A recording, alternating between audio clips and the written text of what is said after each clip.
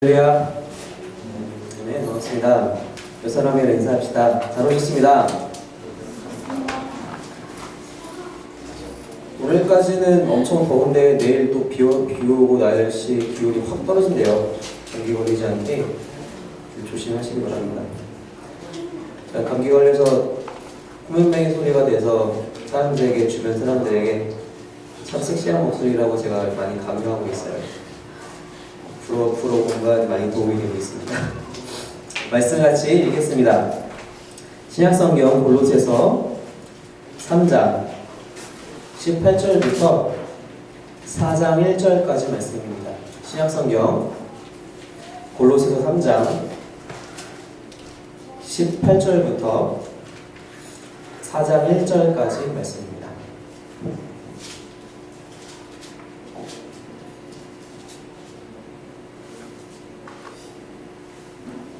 찾으시면 제가 먼저 18절부터 먼저 읽겠습니다. 아내들아 남편에게 복종하라. 이는 주 안에서 마땅하니라. 자녀들아 모든 일에 부모에게 순종하라. 이는 주 안에서 기쁘게 하는 것이니라. 종들아 모든 일에 육신의 선전들에게 순종하되 사람을 기쁘게 하는 자와 같이 눈가림만 하지 말고 오직 주를 두려워하여 성실한 마음으로 하라.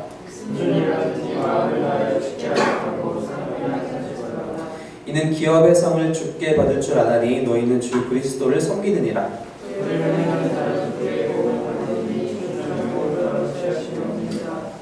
선전들아 의와 공평을 종들에게 베풀지니 너희에게도 하늘에 선전이 계심을 알지어다. 아멘. 옛날에 한 마을에 부자가 살았습니다. 되게 농가가 너무 많아서 정말 그 마을에서는 정말 제일 가는 부자였는데 아들이 하나 있었어요. 그래서 이제 이 아들을 결혼을 이제 시켜야겠다. 그래서 이제 며느리감을 그 마을에서 쫙 찾고 있었는데 후보를 크게 3명까지 딱 좁혔습니다. 이 3명의 이 여인들 가운데서 누구를 며느리로 삼아야 하는가 고민하다가 한 가지 테스트를 해봐야겠다. 첫 번째 여인을 불렀습니다. 불러서 동전 한 잎을 주면서 이 동전 한 잎으로 저 방을 한번 가득 채워봐라. 이 여인이 그 동전을 딱 받고 고민을 하다가 마을에 시장에 가서 무엇으로 채울 수 있을까 해서 봤는데 실을 살 수가 있었어요. 실 요 한 타래를 살 수가 있었습니다. 한 잎까지. 그래서 이제 그 다음날 아침에 그 부자가 와서 어떻게 했느냐 봤더니 시장에 가서 제일 싼 걸 찾아봤지만 이 실밖에 없었습니다. 그래서 이거 하나만 사가지고 왔습니다. 어쨌든 채우지 못했잖아요. 탈락. 그 다음에 두 번째 여인을 불렀습니다. 두 번째 여인을 불러서 똑같은 질문을 했어요. 똑같은 이제 요청을 한 거예요. 동전 한 잎을 주면서 이것으로 이 방을 한번 가득 채워봐라.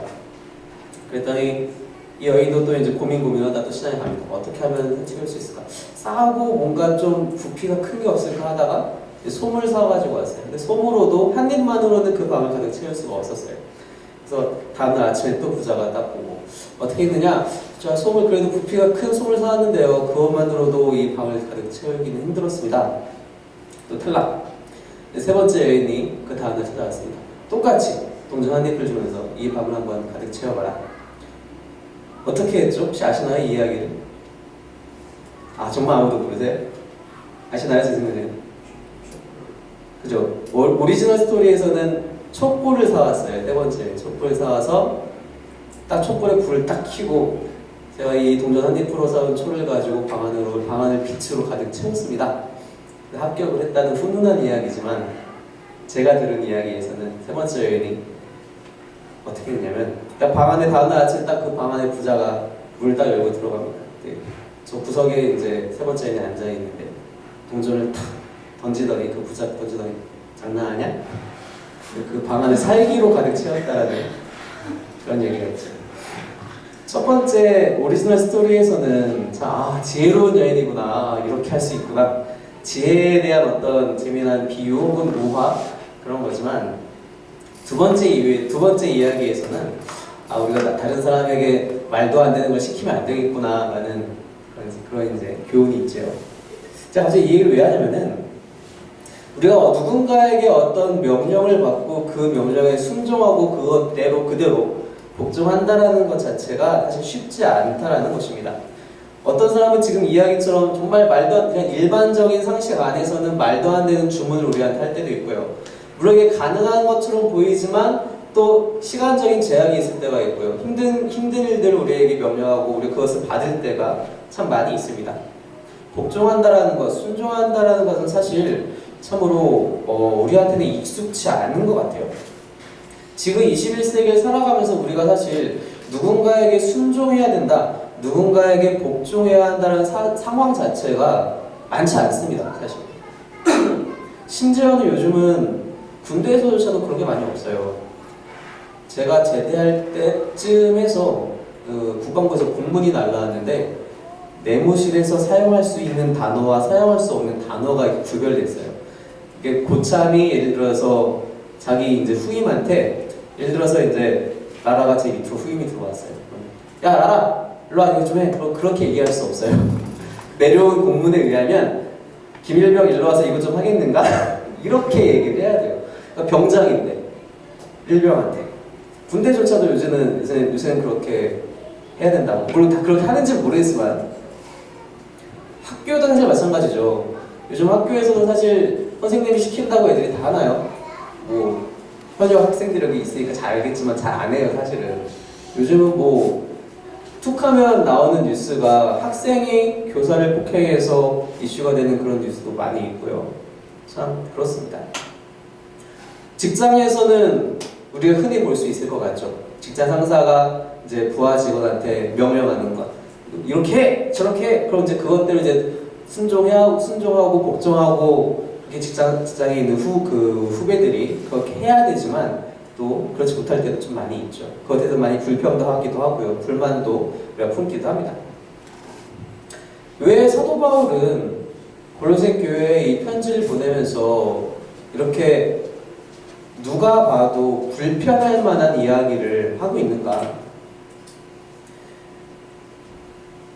사실 사도 바울이 이러한 주문을 한 것은 여기가 처음은 아닙니다. 에베소서에서도 그렇고 다른 곳에서도 비슷한 이야기들을, 순종에 대한 이야기, 복종에 대한 이야기들을 하고 있어요. 근데 왜 여기서 다시 한번 이렇게 얘기를 하고 있는 건가? 특별히 그 18절부터 21절까지 그 네 구절을 먼저 보면요, 그 두 구절씩 세트가 되어 있어요, 그죠? 18절과 19절은 아내와 남편에게 하는 이야기입니다, 그죠? 첫 번째 아내한테 먼저 남편에게 복종하라. 그리고 그 다음에 남편들아 아내를 사랑하라. 20절과 21절도 자녀와 부모 사이의 관계인데 20절에 먼저 자녀들아 먼저 순종하라. 그리고 21절에 아비들아 자녀들 그렇게 하지 말아라. 당시에는 이 바울이 이 편지를 쓰는 1세기 당시에는 이미 여자들과 어린 아이들이 이미 불평등을 받고 있는, 너무나 당연스럽게 불평등을 받고 있는 사회였습니다. 그런데 그런 상황 하에서 바울은 한 번 더 그걸 왠지 강조하는 듯해요. 사실 왜냐면은 말씀을 한 군데 좀 먼저 찾아볼게요. 갈라디아서 3장 28절을 좀 보겠습니다. 갈라디아서 3장 28절 말씀입니다.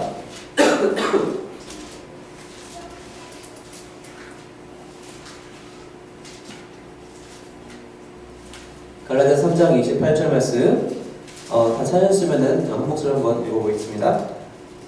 시작. 너희는 유대인이나 헬라인이나 종이나 자유인이나 남자나 여자나 다 그리스도 예수 안에서 하나이니라. 누구든지 예수 그리스도 안에서 다 하나이니라. 예수님께서 주신 십자가 사역을 통하여서 우리 가운데 주신 많은 은혜 중에 가장 큰 은혜가 당연히 구원이라면 그 안에 속해 있는 많은 것들 중에 하나가 자유와 평등이라는 것입니다. 우리가 어느 누구와도 구별되거나 우리 어떤 차별이 있거나 상하관계가 더 이상은 이제 없다라는 거예요. 우리가 모두 평등하다는 것입니다. 우리에게 모두 자유가 있다는 것입니다. 그 사실을 사도 바울은 본인이 갈라디아서를 썼으니까 잘 알고 있는데도 불구하고 여인들과 아이들이 불평등을 받는 이 사회에서 한 번 더 아내들이 먼저 복종해라, 자녀들아 순종해라 이렇게 얘기를 하고 있다는 것입니다. 많은 사람들이 성경을 읽으면서 이런 부분들 또 이제 다른 어떤 뭐 구약에서의 다른 부분들이라든지 그런 부분들을 보면서 시대에 안 맞는 것은 꼭 그렇게 안 지켜도 돼. 사실 쭉 레위기에서 하나님이 이스라엘 백성에게 돼지고기 먹지 말라고 하죠. 부정한 동물들의 그 리스트에 돼지가 있단 말이죠. 돼지고기 먹지 말아라. 아직도 유대인들은 그렇게 합니다. 근데 우리가 안 먹습니까? 우리 잘 먹어요. 삼겹살 잘 먹죠. 시대에 따라서 지켜야 되는 말씀이 있고 안 지켜야 되는 말씀이 있다 라고 얘기를 하면서 이 본문도 그렇게 넣어서 포함시켜버릴 때가 종종 있습니다. 근데 그건 절대로 옳지 않아요. 사도 바울이 이 편지를 골로새 교회에 쓰면서 2000년 전에 골로새 교회에게 원한 것이 있었던 것과 확실하게 오늘날에도 이 본문이 우리에게 필요한 이유가 분명히 있다는 것입니다. 왜 그랬을까? 2000년 전으로 돌아가서 한번 생각을 해봅시다.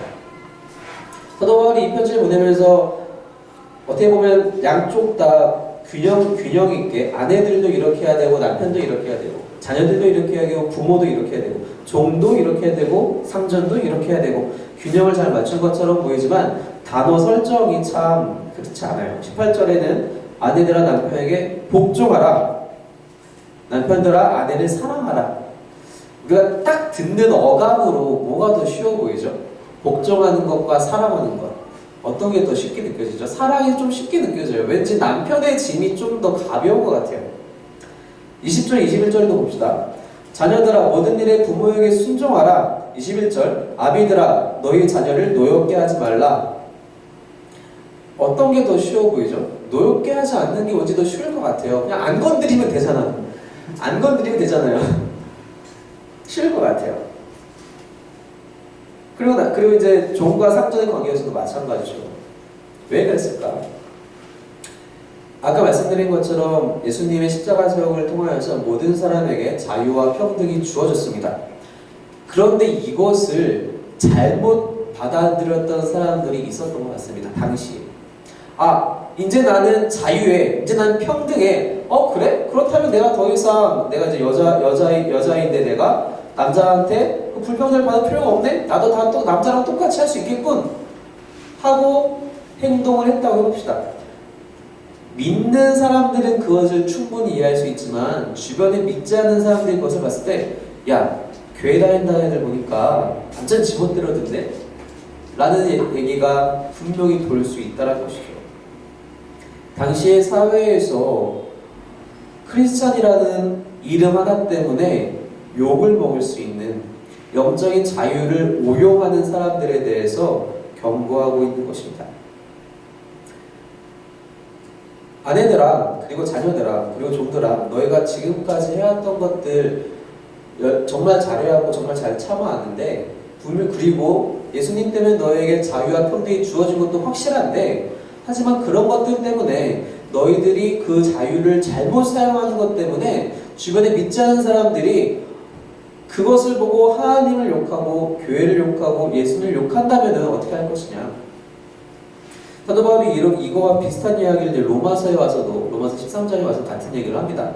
만약에 어떤 사람이 고기를 먹는 것, 당시에는 대부분의 시장에서 파는 고기들을 이제 그 이방 신들에게 제사 드리고 나서 이제 남은 그 제사상에서 내려온 고기들을 이제 팔게 됐는데, 고기를 먹는 것들이 우상에게 바쳐진 고기를 먹는 것들이 어떤 사람들한테는 오케이, 어떤 사람들한테는 그건 뭐 우상 있지도 않는 거잖아, 우리는 하나님 있는데 뭐 어때, 그거나 이건 똑같은 고기지 뭐라고 해서 먹는 사람들과 그래도 그건 우상에게 바쳐진 고기니까 먹으면 안 돼 라고 하는 사람들 두 부류 사이에서 어떤 것도 다 오케이지만 누구든지 고기를 먹는 사람이면은 고기를 먹지 않는 사람들한테 너희들 왜 그런 것도 안 먹냐, 너희들 이렇게 쪼잔하냐라고 욕하지 말고, 고기를 안 먹는 사람은 고기를 먹는 사람들한테 너희들 정말 그러면 안 돼, 기생활 생활 그렇게 하는 거 아니야, 정죄하지 말아라. 서로가 서로를 그렇게 비판하거나 탓하거나 정죄하지 말라고 얘기를 해요.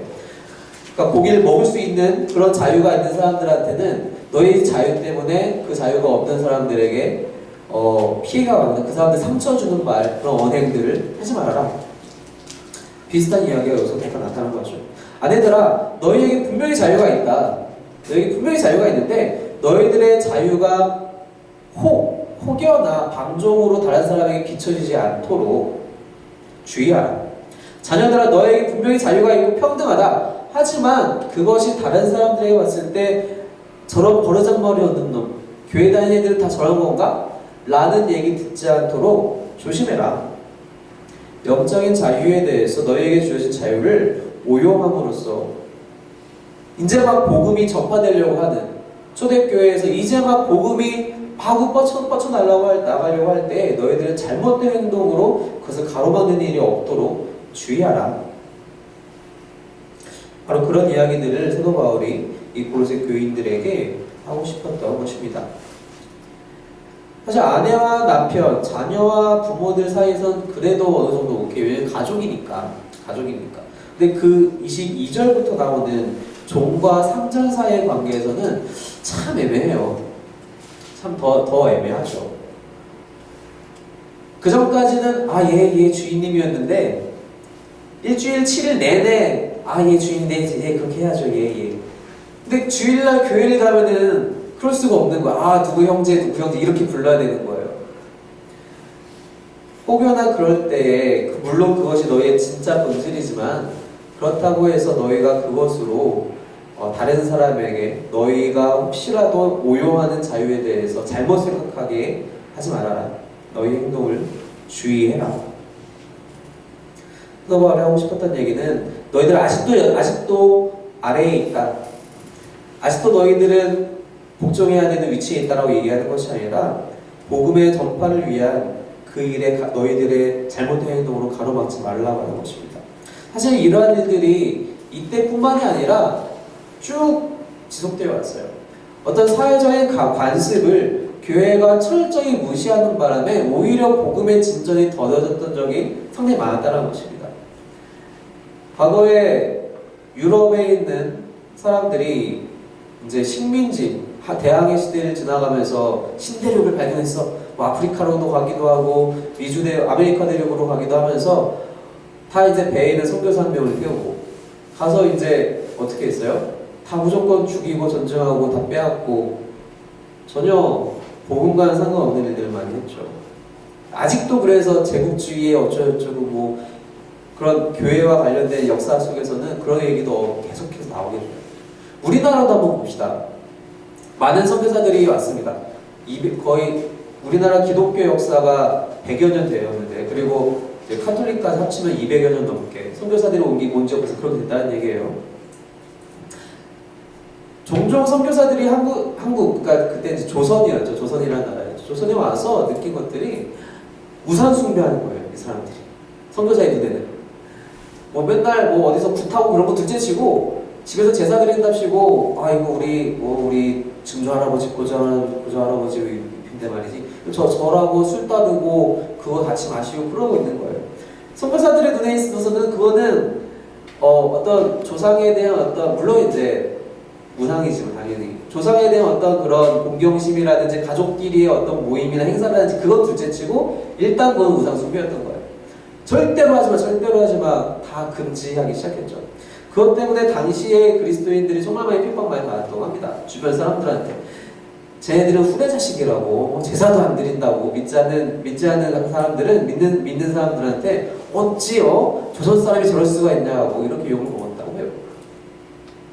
어떻게 보면 복음의 진전을 좀 걸어막는 셈이죠. 오히려 복음의 진전을 앞당긴 선교사님들이 주로 하신 사역들은 무엇이었냐면은 스스로 가장 낮아져서 섬길 수 있는 모든 것을 섬기신 분들이 사실은 복음의 진전을 다 앞당겼어요. 병원을 세우시고 학교를 세우시고 우리나라의 웬만한 유명한 사립학교들은 다 선교사님들이 세우신 거잖아요. 연대도 그렇고요. 여기저기 다 그렇습니다. 그렇지 않고 사회적인 관습을 어떻게 하면은 사회적인 관습에 악영향을 준 사람들 그러한 행동들이 오히려 사도 바울이 보기에는 이것은 복음의 진전을 가로막을 수 있다. 그래서 먼저 이렇게 요청하는 것이죠. 그렇다고 사도 바울이 아내와 자녀들과 종들에게만 했느냐? 그렇지 않았잖아요. 남편과 부모들과 상전에게도 똑같이 경고하지 않습니까? 너희가 절대로 위에 있는 것이 아니다. 너희가 그들을 내려 찍으면서 이렇게 그렇게 막 하대할 수 있는 사람들이 더 이상 아니다. 그래서 19절에도 아내를 사랑하라. 21절에도 자녀들로 하여금 낙심하지 말게 하라. 그리고 4장 1절에서도 의와 공평을 종들에게 베풀어라. 한전대라. 그렇게 얘기하고 있지 않습니까? 바로 그것이 사도 바울이 골로새 교회에게 이 이야기를 하고 있는 첫 번째 이유라는 것이죠. 그럼 2000년 전에는 그렇다 치고 지금 우리가 읽을 때도 그럼 그렇게 읽어야 하는가?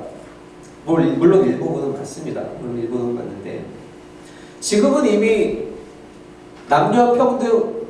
사실 남녀평등은 둘째치고 우리나라는 거의 여자가 더 우세한 느낌인 것 같아요. 요즘 남녀평등뿐만이 아니라 요즘 어린아이들과 남녀노소의 구분이 이제 사라졌다고 봐야죠.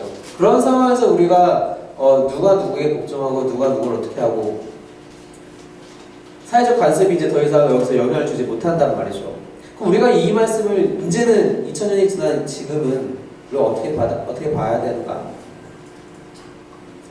중요한 것은 이게 다 18절, 19절 1세트와 20절, 21절 세트, 22절부터 4장 1절까지 세트가 관계에 대한 것입니다. 그죠? 남녀와의 관계, 부모와 자녀와의 관계. 지금 여기서는 종과 상전이지만 요즘으로 치면 직장에서 인간관계로도 볼 수 있겠죠.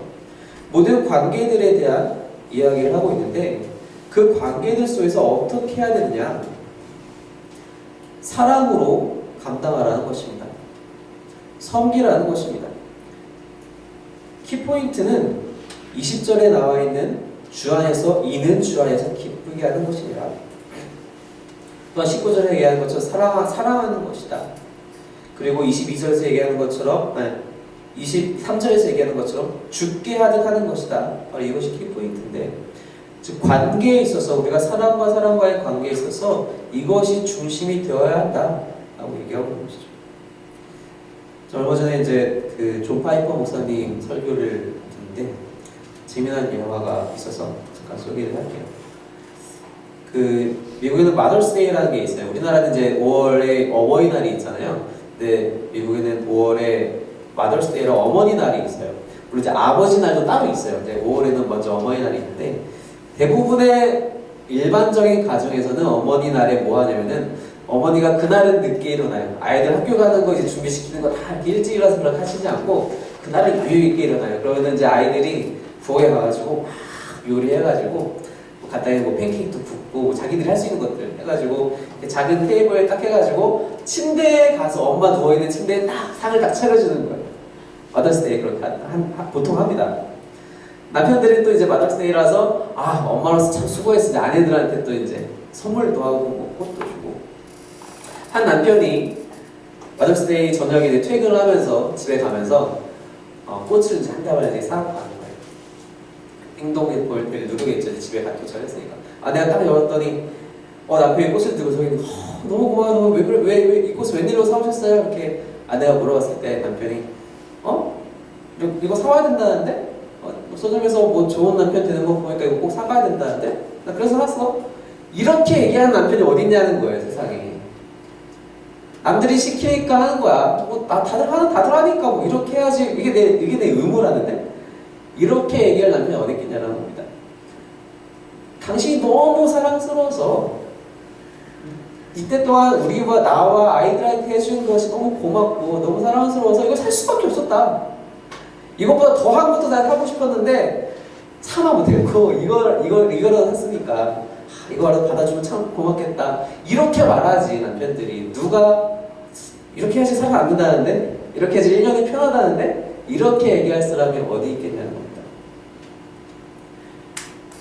마찬가지로 아내들이 남편에게 걱정하는 것, 남편들이 아내를 사랑하는 것, 자녀들이 부모에게 순종하는 것, 부모들이 자녀들을 낙심치 않게 노엽게 하지 않는 것은 그렇게 해야만 하기 때문에가 아니라 누가 그렇게 시켜서 하는 것이 아니라 너무 사랑하니까 그렇게 하라는 것이죠. 너무 사랑하니까. 내가 내 아내가, 내가 내 남편이, 내 자녀들이, 나의 부모님이 너무 사랑스럽기 때문에 내가 너무 그들을 사랑하기 때문에 이렇게 해야 된다는 것이죠. 그렇게 되면 사랑하게 되면 이렇게 하는 것이 당연하게 된다는 거예요.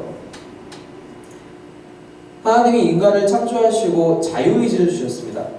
우리가 생각하는 자유의지는 늘 생각하는 자유의지는 한 가지예요. 내가 A를 선택할 거냐 B를 선택할 거냐. 근데 우리가 놓치는 더 중요한 자유가 있는데요. 그게 무엇이냐면은 내가 정말 기쁜 마음으로 하나님을 섬겨야겠다라는 그 자유를 우리에게 주셨는데 아담과 하와의 타락 이후 그것이 바로 손상되었습니다. 참 아이러니하게도 별로 필요 없는 A냐 B냐를 선택하는 자유는 남아있지만 내가 기쁜 마음으로 하나님을 섬겨야겠다라는 그 자유는 손상되었다는 것입니다.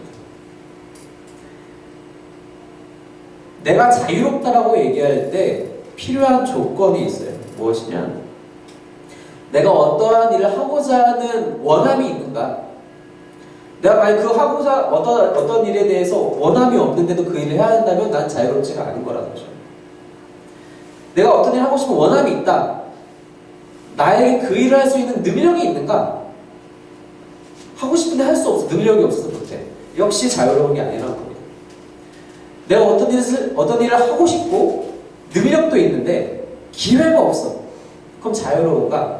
역시 자유롭지 않다는 겁니다. 우리는 자유롭다라고 얘기할 수도 있겠지만 실제로 내가 그 일을 할 수 없다면 나는 그 일에 대해서 자유롭지 않아요. 내가 하나님을 정말로 열심히 사랑하고 싶은데 마음은 있는데 내 행동이 안 따라주네.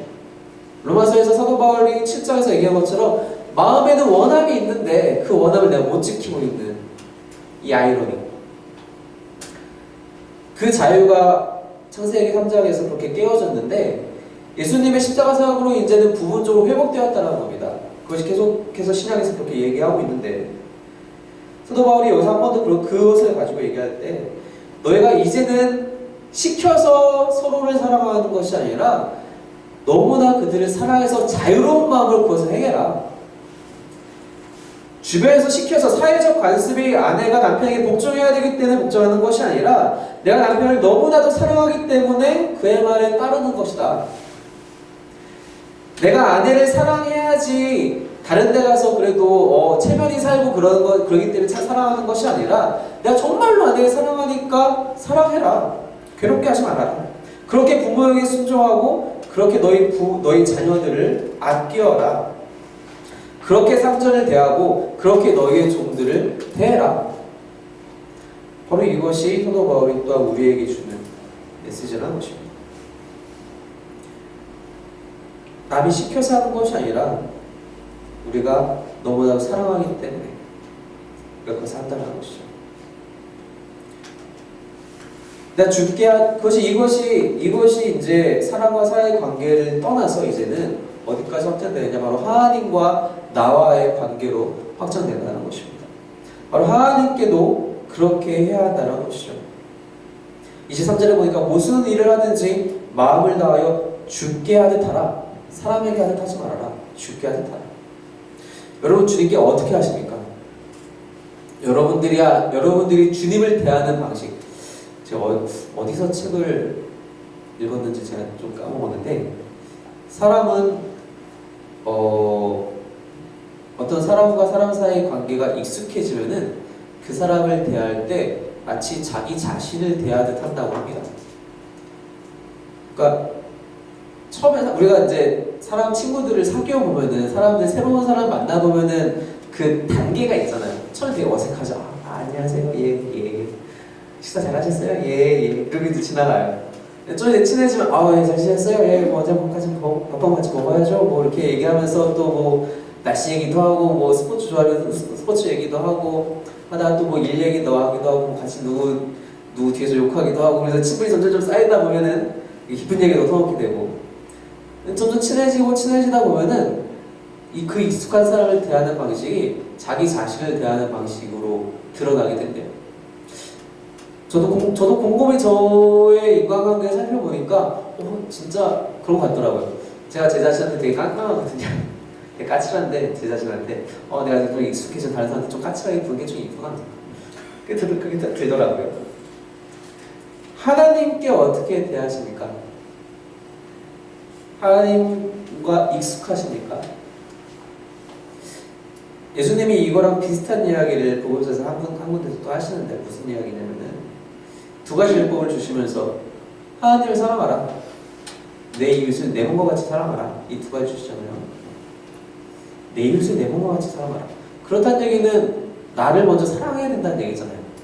나를 사랑해야, 나를 사랑하는 사람만이 나를 사랑하는 것처럼 이웃을 사랑할 수 있는데, 나를 사랑하지 않는다면 이웃도 사랑할 수 없다는 거예요. 근데 요즘 세상에서는 야, 누가 자기를 사랑하지 않는 사람 어디 있어? 많아요. 많습니다. 그 어려움을 갖고 있는 사람이 많다는 것입니다. 나를 사랑하지 못하면 이웃을 사랑할 수 없고, 나를 대하듯이 익숙한 관계에서 나를 대하듯이 대해야 되는데, 하나님과 익숙하지 않으면 하나님도 사랑하기가 힘들어요. 죽게 하듯 마음을 다하여 죽게 하듯 하라라고 사도 바울이 지금 23절에서 얘기를 하고 있는데, 내가 주님께 마음을 다하듯이 하고 있지 못하면은 그건 다른 사람들한테도 그렇게 할 수 없다는 겁니다. 하나님과의 관계가 회복된 사람만이 이 사도 바울이 18절에서 4장 1절까지 얘기하는 것들을 실제로 행할 수 있는 능력이 생긴다는 것입니다. 하나님과의 관계가 먼저라는 것입니다. 다른 새로운 관계를 찾을 필요가 없습니다.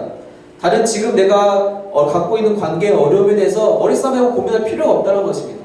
하나님과의 관계가 회복이 되면 그 관계 안에서 내가 평안함을 얻고 어색하지 않으면 다른 사람과의 관계에서도 동일하게 작용이 된다는 것이죠. 그 기본이 무엇이냐? 아까 키포인트에서 짚은 것처럼 사랑, 기쁘게 하는 것, 바로 그것이라는 것이죠.